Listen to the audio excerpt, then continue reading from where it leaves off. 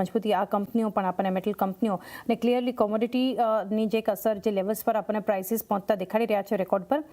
ગઈકાલે પણ ઇનફેક્ટ જો APL, Apollo, JSW steel, Jindal steel, Hindalco, Vedanta, Nelco, Tata steel આ બધી કંપનીઓ ઓલ ટાઈમ હાઈ પર. નિફ્ટી મેટલ ઇન્ડેક્સ જોઈએ તો 2% ખરીદદારી. પરંતુ એક લોંગ ટર્મ માટે ચર્ચા કરીએ મેટલ સેક્ટર પર, કઈ રીતે વ્યૂ રહેશે આપનો? ચાંદની, આઈ થિંક પહેલે લોકો કહેતા ગોલ્ડ લો, ગોલ્ડ ચાલી ગયો તો કે સિલ્વર લો. હવે સિલ્વર ચાલી ગયો તો લોકો કે કોપર લો એઝ એન ઇન્વેસ્ટમેન્ટ થીમ. અને અમારું એક વોટ્સએપ ગ્રુપ છે સોસાયટીમાં, હવે લોકો કોપર વેચવા લાગ્યા છે, લાઈક ગોલ્ડ અને સિલ્વર બહાર આવે ને તેવી રીતે, વિચ ક્લિયરલી શોઝ. તો શું છે ચાંદની, ઇતિહાસ ગવાહ છે કે જ્યારે જ્યારે કોઈ અસેટ્સ ક્લાસ વધારે પડતો લાઇમલાઇટમાં આવે, that is the peak of that, not the beginning of the bull run. Now, જેવી રીતે માર્ક હાવર્ડે કીધું છે કે market is like a pendulum. કોઈ પણ માર્કેટ હોય, and pendulum can move from one side to another side, on an extreme side also much higher than what it should. So I think that is what is happening. So within the metal તમે જોશો તો people have been talking about EV, people have been talking about AI, પણ કોઈ એ સવાલ નથી પૂછતું ભાઈ કોપરનું કેટલું consumption એઆઈમાં જાય છે, કેટલું ઈવીમાં જાય છે. More than 50% still accounted by the traditional businesses. If the traditional businesses ત્યાં જો થોડી તકલીફ લાગતી હોય તો શું થઈ શકે? શું અત્યારે થોડો યુફોરિયા છે, એન્ડ ચાંદી જ્યારે પણ યુફોરિયા હોય ને ત્યારે થોડું તમારે સાવચેતી રાખવું પડે.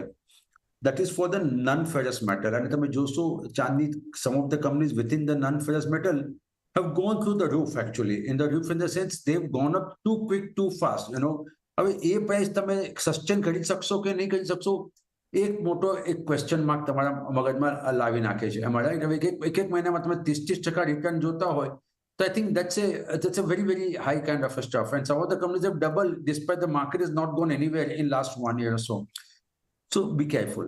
That's what my advice would be. Within ferrous metal looks very, very good. Again, I repeat, the ferrous metal is more of a domestic theme. Also, it's a theme of consumption that Indian economy is going to see. What is a cure for high price is high price. So if something keeps going high, I think industry will eventually find some replacement to sustain the cost. Otherwise, શું થશે કે તમારી margin પર impact થશે ને તમે bill કરી નહીં શકો. સો હું એમ નથી કહેતો કે copper price will start coming down tomorrow, aluminum price will start coming down tomorrow, zinc price will start coming tomorrow. In very classical example, one of the promoter is selling the stake in the company clearly, which gives OFS na through કે એમને પણ લાગે છે કે કદાચ valuation આ ભાવમાં થોડા વધારે છે. And it's a good indicator for the market કે when promoters come in the market and sell, that means it gives a insider trade selling is a very good indicator. So હું એમ નથી કહેતો કે કાલે પ્રાઇસ નીચી જશે કે નહીં જાય. But if I have to again, તમારી સાથે વાત કરી હોય ચાંદની, maybe 6 મહિના પછી જુલાઈમાં કદાચ situation could be little different. So it can further go up, but as a long-term theme, is it a very, very exciting theme? Looks little difficult. So my request બધાને છે કે રેલીમાં છે remain big, but be nimble when it comes, when the rally turn around. I think you should be able to exit from that. તમે નહીં ગયા તો કદાચ તમારી પ્રોફિટ બુક પર જ હશે, રિયલમાં નહીં થાય.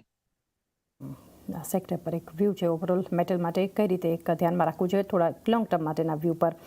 આ જ સેક્ટરમાંથી વિરાટ, જિંદાલ સ્ટીલ આ સ્ટોકને એક સમજીએ, કારણ કે મેટલમાં તો જે રીતે આપણે એક સ્ટોક્સમાં સતત મોમેન્ટમ જોઈ રહ્યા છે, એમાંથી જિંદાલ સ્ટીલમાં પણ ગઈકાલે ઓલ ટાઈમ હાઈના લેવલ્સ પહોંચ્યા છે. એક ચેનલથી બ્રેકઆઉટ આપણને સ્ટોકમાં જોવા મળ્યું છે અને સતત 3 સપ્તાહથી જોઈએ તો આ સ્ટોક મજબૂતી સાથે જોઈ રહ્યા છે. 20 મહિનાના ચેનલથી બ્રેકઆઉટ જે આપ્યું છે અને એક સ્ટ્રોંગ ગઈકાલે જોઈએ તો લોંગ બિલ્ટઅપ પણ બતાવ્યું છે.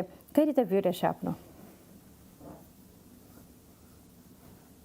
ખૂબ જ અટ્રેક્ટિવ લાગી રહ્યો છે કરંટ લેવલ પર, કારણ કે આપણે જોયું હતું પ્રીવિયસલી 1075 ની આસપાસના લેવલ પાસેથી રિજેક્શન આવતું જોવા મળ્યું હતું, 1100 પાસેના લેવલ્સ પાસેથી રિજેક્શન આવતું જોવા મળ્યું હતું.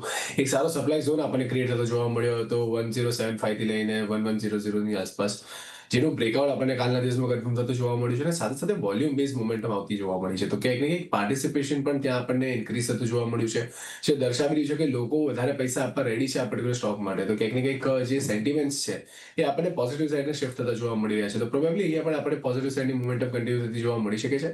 નીચેની સાઈડ પર જે આપણને સપોર્ટ બનતો જોવા મળી શકે છે, જે રીતે તમે જણાવ્યું 1075 ની આસપાસના લેવલ છે જે ઇમિડિયેટ સપોર્ટની જેમ કામ કરતા જોવા મળે.